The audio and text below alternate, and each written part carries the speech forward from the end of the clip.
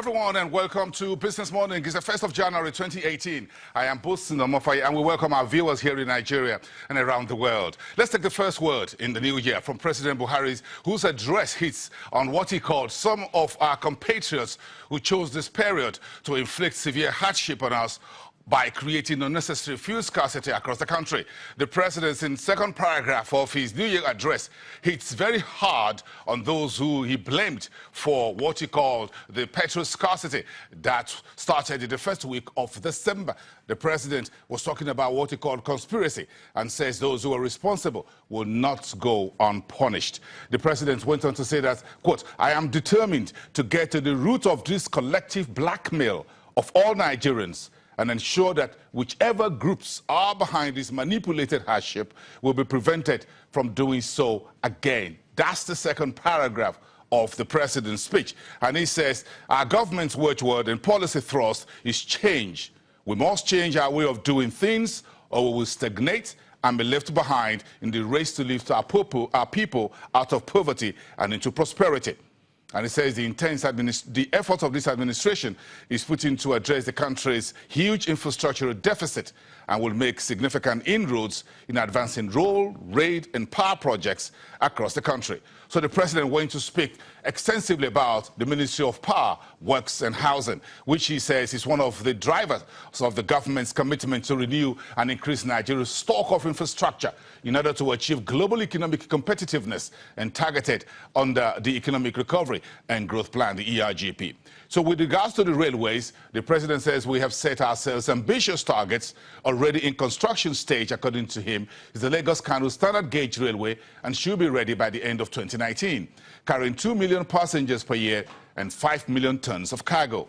He also went to add that the construction of the Kano-Kaduna rail line is expected to start in 2018 and reach Kaduna by the end of 2019. By the end of the year 2021, the president says the two ends will be joined for standard gauge railway across the main north-south trading route. From Abuja to Kaduna, the president says the route will be boosted by additional rolling stock next Thursday and will handle 1 million commuters every year.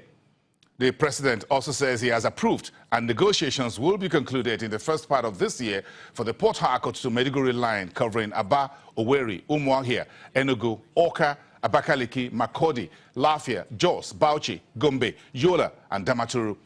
And the Abuja to Itakwe line will go through Barrow and terminate in Warri with construction of a new seaport at Warri.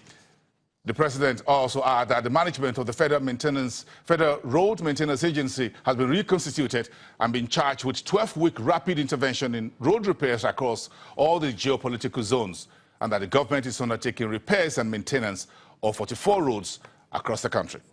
That's a bit of a summary of what the president says. So let's get the first word on Business Morning in the new year. Channel's Business News economic contributor and the CEO at Financial Derivatives, Bismarck Rewani. Good morning, and it's good to have you here. Good morning, Boss. A privilege to have the first handshake with you in 2018. Thank you, Mr. Rewani. What's your first word on what the president's New Year address was all about? Spoke extensively more on socio-economic infrastructure side of things. Let me say it's about time. It's good.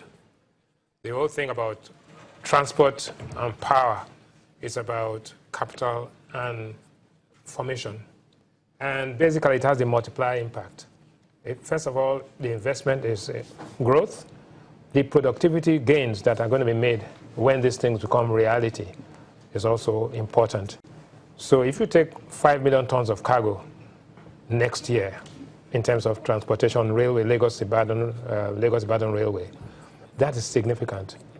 2 million passengers, 5 million tons of cargo. I mean, that is significant. For distribution and logistics costs are one of the highest cost factors for FMCGs in this country. That is something to be noted. Also, the road infrastructure all over the country. Again, we should have done this 2 years ago. But like I say, better late than never.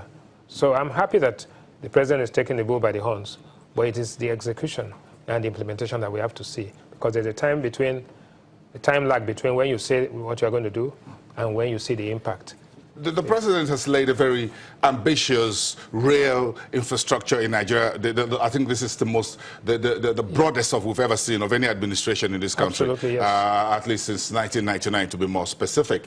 But you think, by the timelines the president laid, he's talking about end of 2019, the end of his first term, if he gets another second term in office, and then end of 2021, bridging the north-south trading route and all that. So these are projects that will outlive the president's first term in office. Absolutely. I don't think the president is doing it because of his term. I think he's doing it because it has to be done.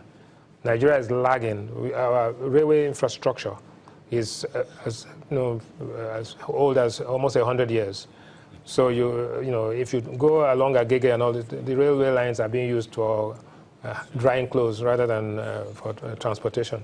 Now, to reactivate this, in addition to rail reactivation, which is important, what I didn't see was the rehabilitation of the pipelines. I think the Federal Executive Council approved the Abuja-Kano-Kaduna gas pipeline infrastructure. And I think that was not put into the speech, but there's a massive program towards pipeline rehabilitation. For gas? For gas and for petrol and crude to the Kaduna refinery. When you do that simultaneously with the rail, you will save our roads from wear and tear. Most of the trucks that are plying the roads today are carrying cargo which will go by rail. They're carrying petrol which will go by pipelines. And then when you save the roads, you also save lives. And I think that is very, very important, extremely important. In terms of the road as well, and what the president spoke about extensively as well about power. Yes. And he says there will be discussions with the DISCOs in the downstream part of the electricity sector on how to improve electricity. He said he was happy that our generation capacity has strongly improved. Do you think that's one of the good stories of 2017? It says 7,000 megawatts is where we are, the capacity. But actually our on-grid power is about 4,000. It's been over 4,000 megawatts for the past month or two, which is very good. But, what we need is 45,000 megawatts. We are doing 10% of what we require. But if you take the embedded power, which is the other solutions, which are off-grid power, which are coming from the Escravos gas pipeline, when you add the two together, we are beginning to see very slightly improved power supply, but it's still a major problem. The power sector needs forbearance for the people that have invested in this thing, because they invested with their eyes blind. They thought they were going to make money, but they actually lost money. Secondly, the banks have put money out there with high interest rates. So there's need for forbearance and intervention to ensure that those who bought these assets blindly can actually turn them around. Forbearance. And when you speak about forbearance, you think the government should bring all the power companies there, the regulators and the banks, and maybe the central bank, to say perhaps the loans could be restructured for another 5 or 10 years. And some of those who don't have the capacity to be fired and new people brought in.